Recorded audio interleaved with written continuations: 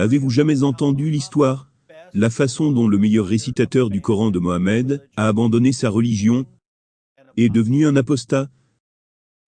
Comment cela pouvait-il arriver? Passons en revue l'arrière-plan. Selon les érudits musulmans d'aujourd'hui, il n'y a qu'un seul Coran, parfaitement préservé depuis l'époque de Mohammed. Si quelqu'un n'est pas d'accord avec un seul mot du Coran, il n'est pas un vrai musulman.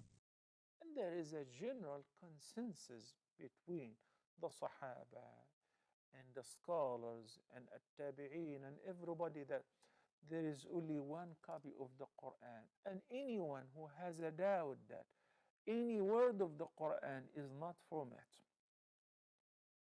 or the Quran is missing any part, is a disbeliever. Anyone who doubts a word or even a letter is not a Muslim. Fait intéressant, lorsque nous remontons aux compagnons de Mohammed, nous constatons qu'ils avaient toutes sortes de désaccords sur le Coran. Prenez Abdullah ibn Masoud. Quelle était l'importance d'Ibn Masoud? Je vais laisser Mohammed répondre à cette question. Sahih al-Bukhari 3808. Masrouk dit, comme on parlait de Abdullah ben Masoud en présence de Abdullah ben Amr, celui-ci dit, c'est un homme que je ne cesserai jamais d'aimer. J'ai entendu le prophète dire, apprenez la récitation du Coran de 4 personnes.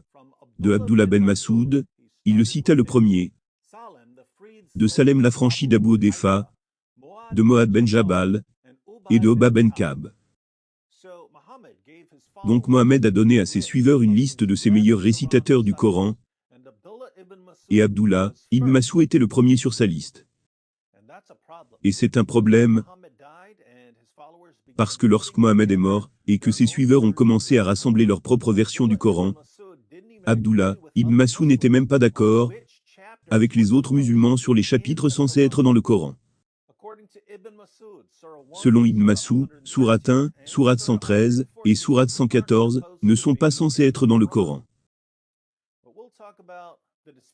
Mais nous parlerons des différends sur les chapitres dans une autre vidéo, parce que je veux rendre cette vidéo aussi simple que possible pour nos amis musulmans. Les érudits musulmans disent, vous êtes un incroyant si vous doutez d'un seul mot, du seul et l'unique Coran.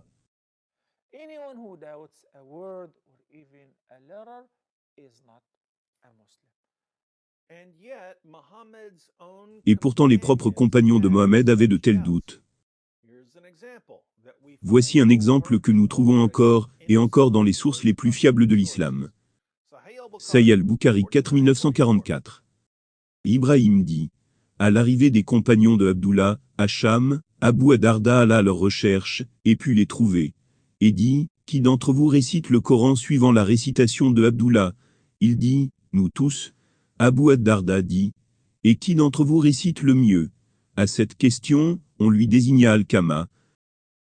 Abu Darda dit, comment l'as-tu entendu réciter la sourate de « par la nuit quand elle enveloppe » Alkama dit, par le mâle et la femelle. Abu Darda dit, j'atteste que j'ai entendu le prophète, qu'Allah prie sur lui et le salut, réciter ainsi. Mais les habitants de Cham veulent me faire réciter, et par ce qu'il a créé, mâle et femelle. J'en jure par Allah, que je me plierai jamais à leur volonté. Maintenant, de quoi parlent ces gars? Eh bien, ils parlent de la sourate 92 qui, dans le Coran d'aujourd'hui, commence par Allah jurant par un serment. Par la nuit quand elle enveloppe tous, par le jour quand il éclaire. Et par ce qu'il a créé, mâle et femelle. Vos efforts sont divergents. Le verset 3 dit, par ce qu'il a créé le mâle et la femelle. Et qui a créé, mâle et femelle? Allah. Donc Allah jure par lui-même. Il jure par la nuit, et par le jour, et ensuite par le créateur du mâle, et de la femelle, c'est-à-dire lui-même. Mais dans le hadith que nous venons de lire, le compagnon de Mohammed, Abu Darda, s'en souvient d'une manière différente. Donc il s'adresse aux disciples d'Ibn Masoud. Les disciples qui ont appris la récitation du Coran par Ibn Masoud, juste comme Mohammed l'a recommandé. Abu ad-Darda leur demande de réciter la sourate 92, et quand le disciple d'Ibn Masoud se leva, Alqama récita le verset 3. Il ne dit pas « parce qu'il a créé le mâle et la femelle ». Il dit simplement « par le mâle et la femelle ».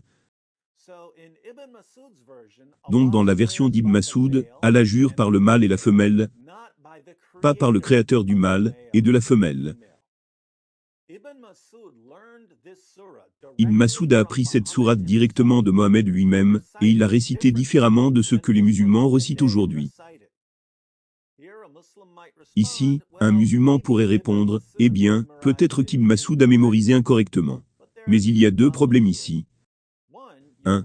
Vous vous rappelez qu'Ibn Masoud était le premier sur la liste de Mohammed, de ses 4 meilleurs récitateurs. Donc si le meilleur des meilleurs ne pouvait pas réciter le Coran correctement, pourquoi les musulmans continuent-ils de nous dire que le Coran était si facile à mémoriser? 2. Nous avons la confirmation indépendante ici d'un autre compagnon. Quand Abu al-Darda entend la version d'Ibn Masoud, il dit « Je témoigne que j'ai entendu le prophète le réciter de la même façon, mais ces gens veulent que je le récite, parce qu'il a créé le mâle et la femelle. Mais par Allah, je ne les suivrai pas. »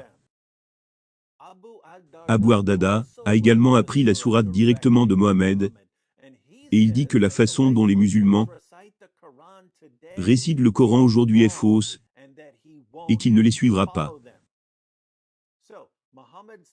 Ainsi le meilleur récitateur du Coran de Mohammed, Ibn Masoud est le compagnon de Mohammed, Abu al-Darda, qui fut l'une des 4 premières personnes à collecter le Coran, était en désaccord avec le Coran d'aujourd'hui. Et ils ont tous deux appris leur version directement de Mohammed. Que disent les musulmans à propos des différences et les différentes versions du Coran? Oh, ce ne sont que des différents dialectes. Mais le sens est exactement le même. Non. La seule façon où jurer par Dieu et jurer par le mâle et la femelle peuvent être la même chose, ce serait si le mâle et la femelle étaient Dieu. Êtes-vous, musulmans, prêts à aller aussi loin dans vos tentatives désespérées de prétendre que votre livre a été parfaitement préservé? Comment les compagnons de Mohammed peuvent-ils rendre plus clair qu'ils n'étaient pas d'accord avec le Coran que vous avez aujourd'hui? En mettant tout cela ensemble, nous pouvons enfin voir comment le meilleur récitateur du Coran de Mohammed, Abdullah ibn Masoud, est devenu un apostat. Si vous lisez les sources musulmanes, rassembler le Coran fut un processus extrêmement difficile et bâclé. Ils ne pouvaient pas s'entendre sur les chapitres censés être dans le Coran. Des chapitres entiers ont été perdus, parce que les compagnons de Mohammed étaient trop paresseux pour les réciter. De grands passages ont été perdus, parce que les seules personnes qui les avaient mémorisés sont mortes au combat. Des versets furent mangés par un mouton. Le 3e calife, Othman, a dû brûler les copies du Coran de chacun, afin de couvrir toutes les différences. Préserver le Coran était comme un train s'écrasant sur une benne à ordures, nous laissant avec une combinaison d'une incendie de benne à ordures et d'une épave de train. Mais au fil du temps, les érudits musulmans et les apologistes ont menti à ce sujet, de plus en plus, jusqu'à ce que nous arrivions à notre époque, et les trouvions nous dire que même le moindre doute sur un seul mot du Coran fait de vous un incroyant.